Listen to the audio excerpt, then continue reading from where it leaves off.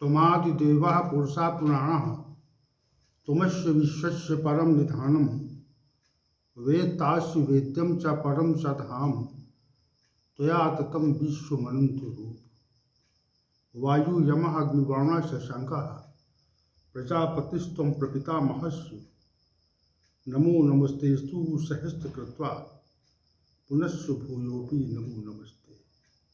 वसुदेवसुतं देवं कंसचारूरमर्दनं देवकी परमानंदम श्रीकृष्णं वंदे जगद्गुरुं कृष्णं वंदे जगद्गुरुं।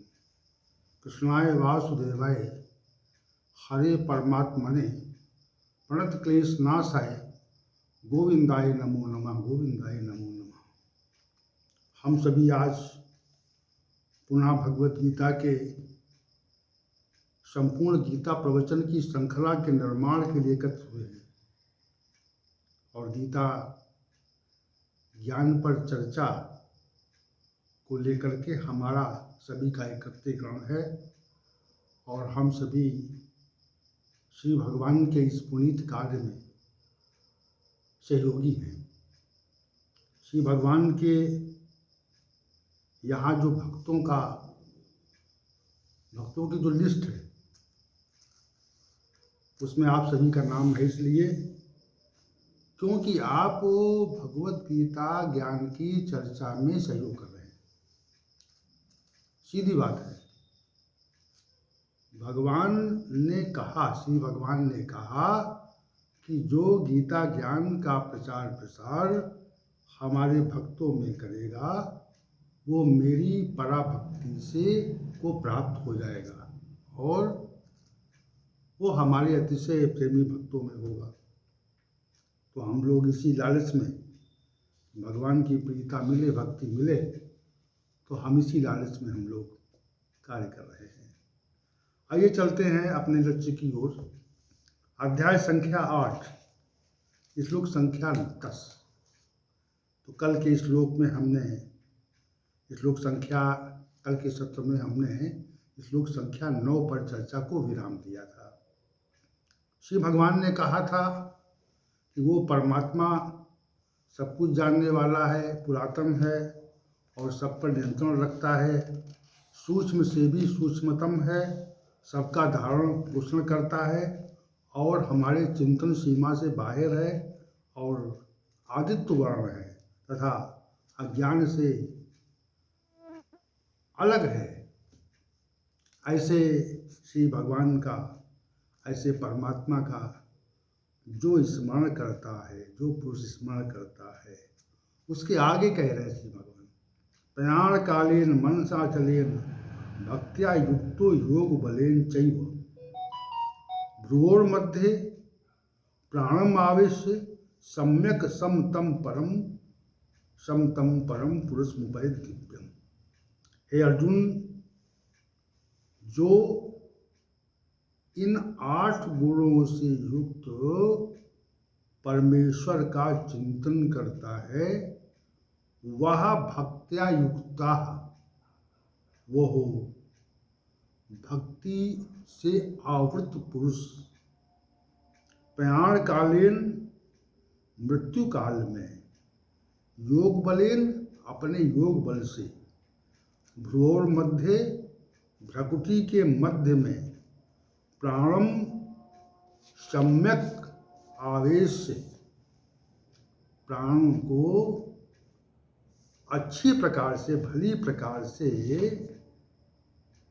प्राण को अच्छी प्रकार से स्थापित करके फिर अचलेन मनसा, अचल मन से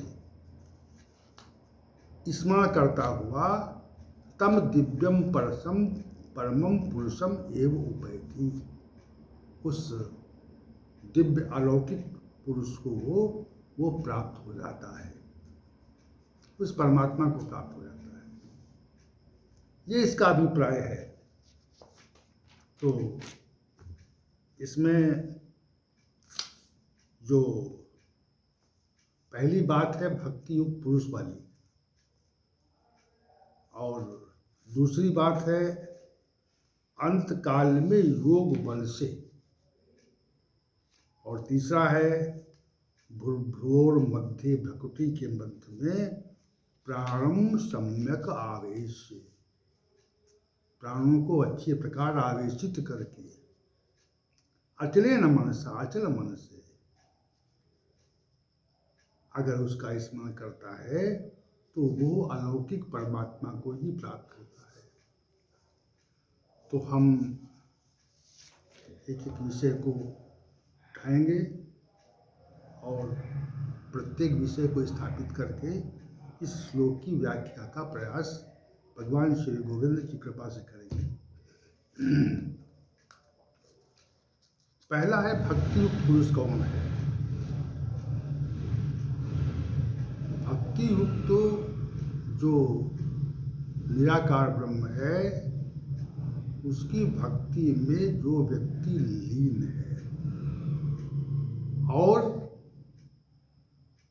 जो श्लोक संख्या 9 में परमात्मा के 9 गुण दिए गए हैं, उन गुणों पर विचार करके उसके स्वरूप का स्मरण करता है,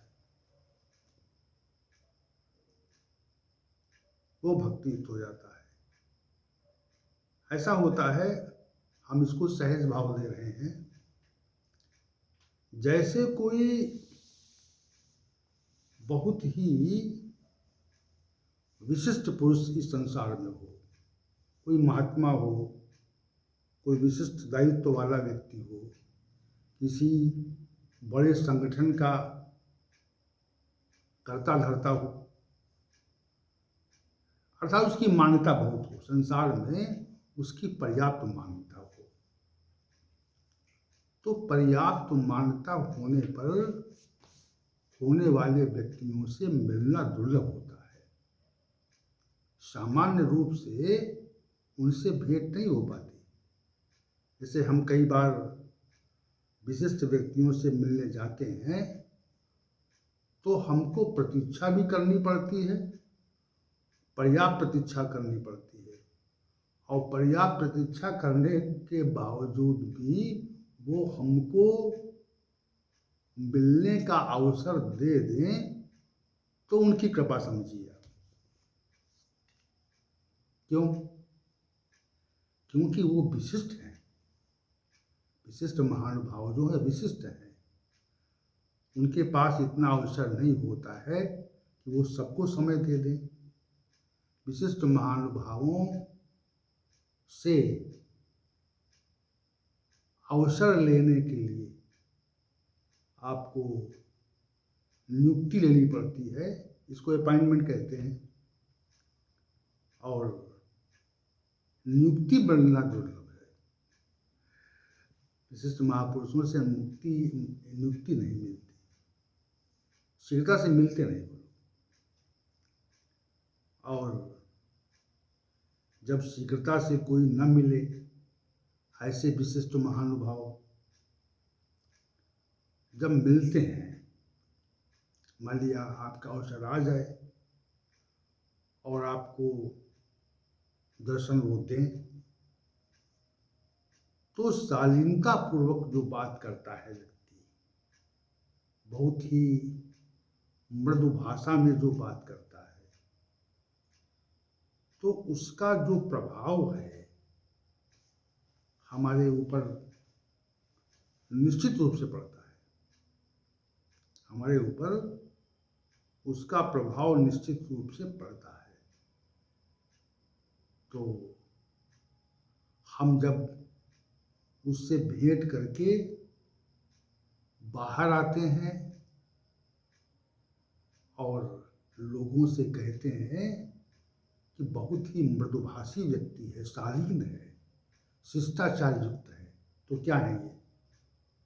मृदुभाषी होना, शिष्टाचार युक्त होना, शालीन होना, ये उस व्यक्ति के गुण हैं जिसकी व्याख्या कर रहे हैं हम। उस व्यक्ति के वो गुण हैं जिससे उसके स्वरूप का निर्माण होता है। हम वो व्यक्ति से मिलने गए और वो व्यक्ति, उस व्यक्ति ने आपको कुछ पल, कुछ क्षण दिए, अवसर दिया मिलने के लिए, और मिलने के बाद में फिर हम भेंट के काल में, उससे वार्तालाप के समय में उस व्यक्ति ने बहुत ही शालीनतापूर्वक हमसे व्यवहार किया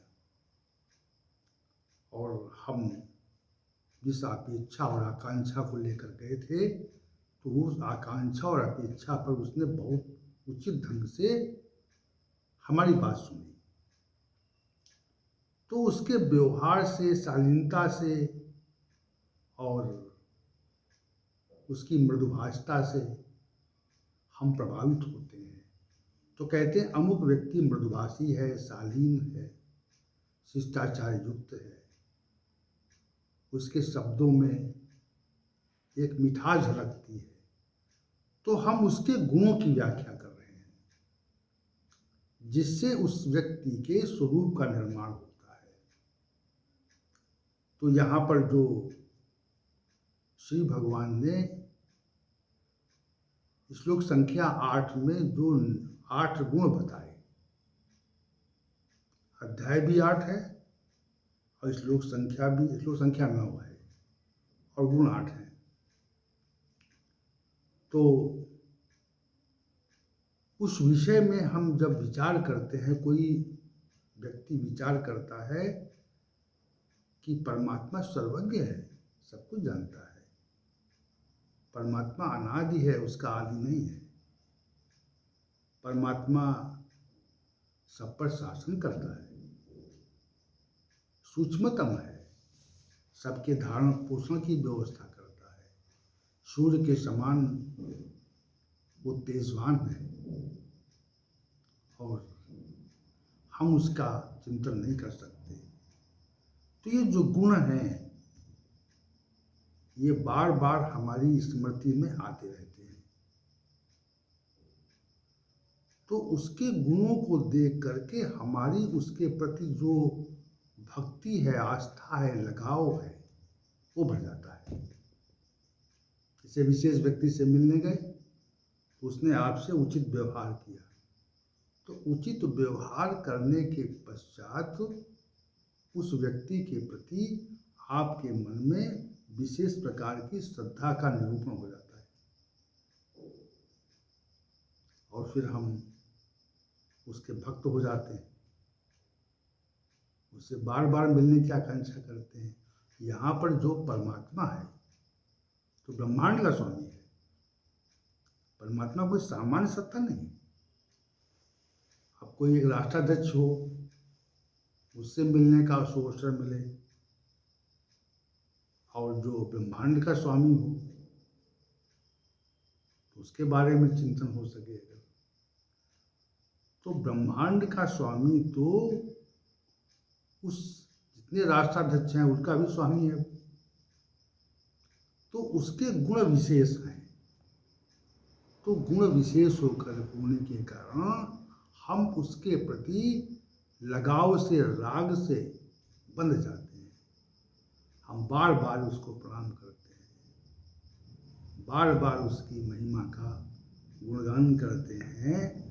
और ऐसा जो मनुष्य है वो भक्त्या युक्तः, भगवान कहते हैं ऐसा जो मनुष्य है वो भक्ति से युक्त हो जाता है।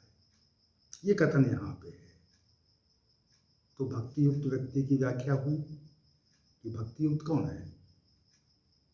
भक्ति युक्त वो व्यक्ति है जो परमात्मा के गुणों का पुनः पुनः चिंतन करके और उनका स्मरण करता रहता है,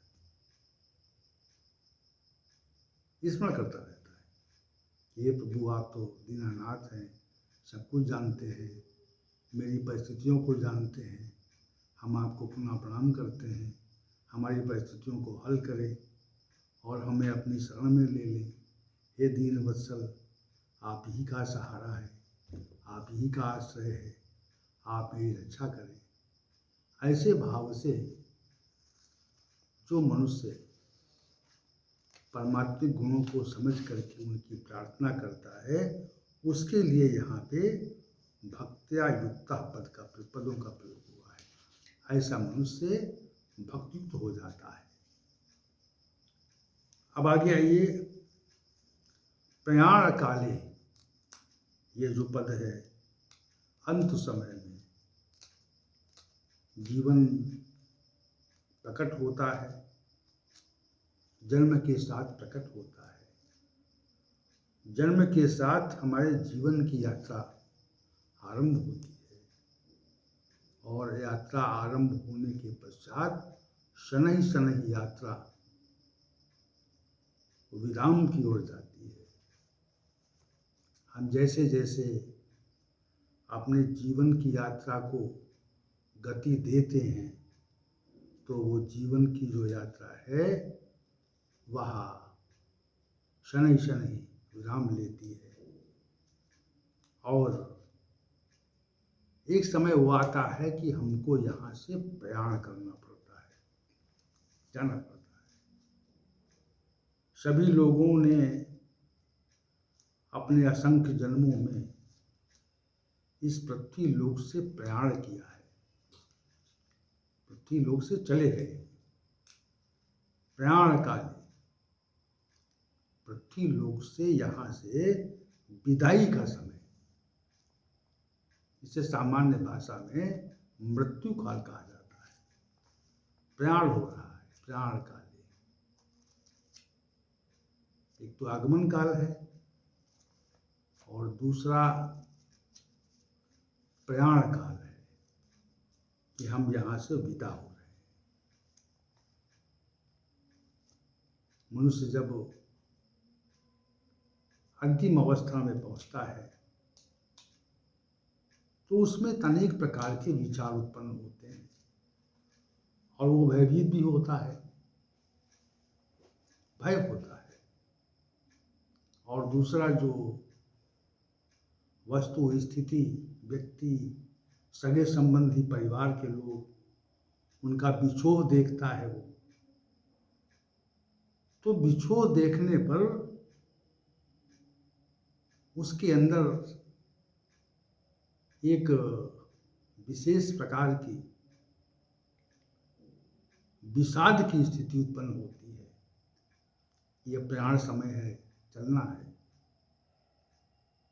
और प्रयाण काल में उसको अपने जीवन में किए गए कार्यों का स्मरण होता है,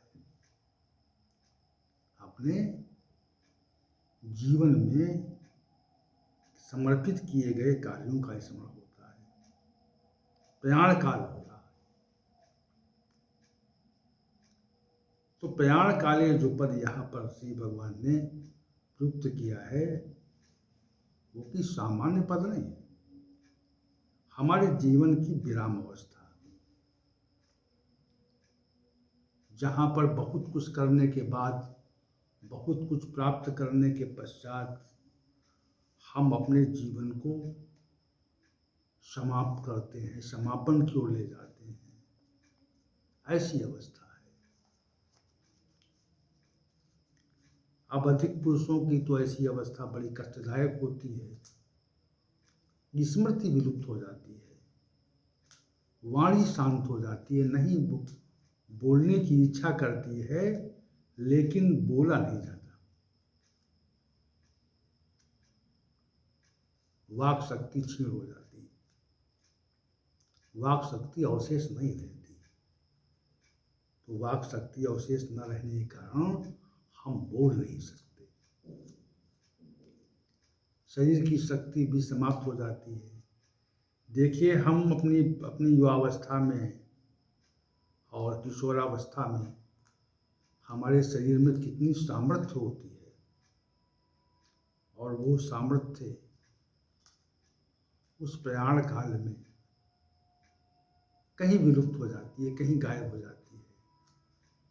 शरीर को हिलने डुलाने की क्षमता का भी अभाव होता है, वहाँ पर शक्ति का बड़ा अभाव होता है प्रयाण काले। तो उस काल में जब हम मूर्छा की स्थिति में पहुंच जाएं और इस संसार से हम विदा ले रहे हों, उस काल में प्रयाण काले। तो प्राण काले का अर्थ समझ गए। प्राण काले का स्पष्ट जो अर्थ है वो उस ओर है जहां पर मृत्यु का क्षण है, तो क्षण की ओर संकेत है प्राण काले। तो जो मनुष्य भक्ति से युक्त है, परमात्मिक भक्ति से जो युक्त हो गया है, जो आवृत हो गया है, परमात्मा की सानिध्यता में ही जिसने अपना पर्याप्त समय बिताया है, तो प्रयाण काले अंत समय में किसी भगवान ने कहा योग बलेन, योग बल से। योग बल क्या है?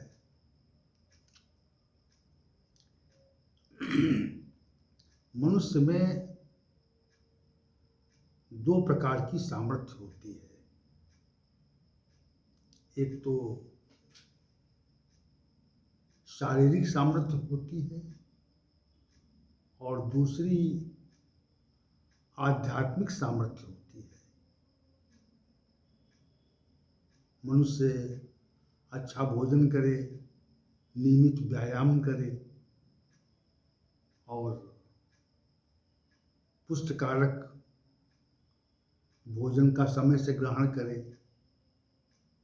तो उसके अंदर शरीर में एक प्रकार की स्फूर्ति, विशेष स्फूर्ति रहती है। अब स्फूर्ति रहती है तो वो अनेक प्रकार के सांसारिक कर्मों को वो बहुत ही सूक्ष्मता से, बहुत तन्मयता से, बहुत सक्रियता से, लगन से कर सकता है। क्यों? क्योंकि उसके अंदर एक स्फूर्ति है, उसके अंदर कार्य की क्षमता है। कार्य की क्षमता क्यों है? कार्य की क्षमता शरीर में इसलिए है क्योंकि उसने भोजन पुष्टिकारक किया है। तो ये शारीरिक क्षमता, शारीरिक बल हो गया। और दूसरा जो आध्यात्मिक बल होता है, जिसको श्री भगवान ने योग बलेन कहा, योग बल से। तो योग बल क्या है? आध्यात्मिक शक्ति। जब हम आध्यात्मिक पथ पर चल देते हैं और संयमित जीवन करके अपने को परमात्मा में समर्पित करने का प्रयास करते हैं। योग का अभिप्राय यही है। योग बलन का जो अभिप्राय है वो यही है कि हम आध्यात्मिक शक्ति से अपने को अन्वित करके और विशेष प्रकार की शक्ति प्राप्त कर लेते हैं। आपने देखा होगा जो अनेक प्रकार के साधु संत हैं जो परमात्मिक विषयों में खोए रहते हैं, उनमें विशेष प्रकार की शक्ति का प्रादुर्भाव हो जाता है। उनके मुखमंडल पर विशेष प्रकार की आभा रहती है। आभा इसलिए रहती है कि उनका जीवन संयमित है, परमात्मा के प्रति उनकी भक्ति है और वो तपश्चर्या से एक प्रकार की विशेष शक्ति को उपार्जित कर लेते हैं। तो ये प्रयोगात्मक विषय है। कोई व्यक्ति है, चाहे साधु संत हो, चाहे कोई व्यक्ति हो, जिस व्यक्ति में आध्यात्मिक उन्नति से परमात्मिक योग से जो सामर्थ्य मिलती है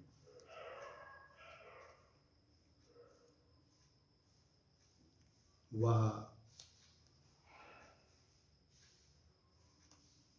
सांसारिक सामर्थ्य से नहीं मिल सकती।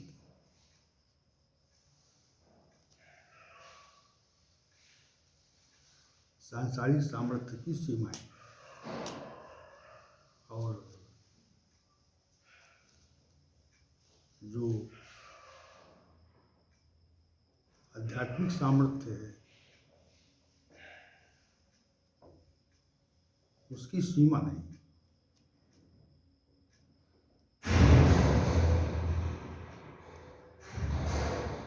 तो यहाँ पर जो योग बलेन पथ है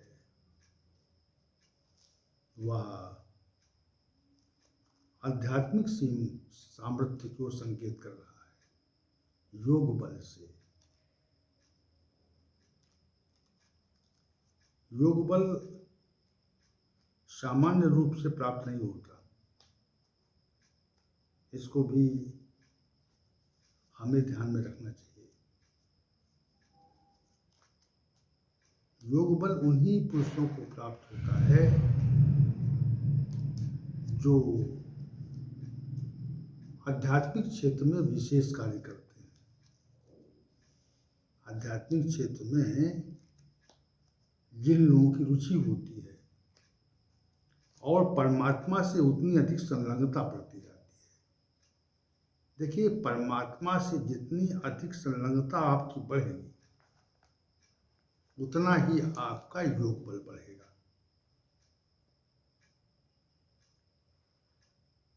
योग बल का अभिप्राय यही है कि जितना संसार से आप विमुख होंगे और जितना परमात्मा के सम्मुख होंगे, उसकी ओर उन्मुख होंगे, जितना परमात्मा चिंतन होगा, तो उसी के अनुसार आपको सामर्थ्य प्राप्त हो जाएगी। तो बहुत से मनुष्य जो हैं तपश्चर्या से, मंत्र जप से, साधना से, संयम से, ब्रह्मचर्य के पालन से, अनेक विधियों से अपनी आध्यात्मिक सामर्थ्य को बढ़ा लेते हैं, उसमें वृद्धि कर लेते हैं। और आध्यात्मिक सामर्थ्य बढ़ती तभी है जब हम परमात्मा के साथ अपने को संलग्न करते हैं। इसमें कोई दो मत नहीं। जितनी संलग्नता होगी उतनी आपकी आध्यात्मिक सामर्थ्य बढ़ेगी, और जितनी संलग्नता कम होगी उतनी आपकी सांसारिक शक्ति बढ़ सकती है, लेकिन योग बल नहीं होगा। आपके अंदर योग बल विकसित नहीं हो सकता। केवल आपको संसार में धन का, जन का, संपत्ति का, ऐश्वर्य का, प्रतिष्ठा का, पद का, ख्याति का कितनी सामर्थ्य प्राप्त हो जाए, आप किसी बहुत बड़े पद पर आसीन हो जाएं, फिर भी आपके अंदर योग बल नहीं होगा। योग बल तो केवल परमात्मा की शरण में जाने पर और परमात्मा के साथ अपने को जोड़ लेने से ही संभव हो सकता है, ऐसे संभव नहीं हो सकता। इस बात को स्पष्ट रूप से हमें समझना चाहिए। तो यहाँ पर योग बलेन कहा है, तो योग बलेन एक प्रकार की विशेष सामर्थ्य है, और ये सामर्थ्य प्रयाण काल में भी रहती है। मनुष्य मृत्यु की शैया पर लेटा हो और आध्यात्मिक ऊर्जा उसके साथ रहती है, योग बल रहता है। वैसी मूर्छा नहीं आती जैसी एक सामान्य व्यक्ति को मृत्यु काल में, प्रयाण काल में आ जाती है। इसी के प्रदर्शन के लिए यहाँ पर श्री भगवान ने योग बलीन पद का प्रयोग किया है। योग बल रहता है, योग बल से। प्रयाण कालीन योग बलीन, मृत्यु काल में योग बल रहता है, आध्यात्मिक विशिष्ट व्यक्तियों को रहता है। सामान्य व्यक्ति तो मूर्छा से शांत हो जाता है, उसकी सारी सामर्थ्य, इंद्रियों की सामर्थ्य, मन की सामर्थ्य, बुद्धि की सामर्थ्य, अहम की सामर्थ्य, संपूर्ण सामर्थ्य समाप्त हो जाती है, उसे योग बल नहीं रहता। योग बल है तो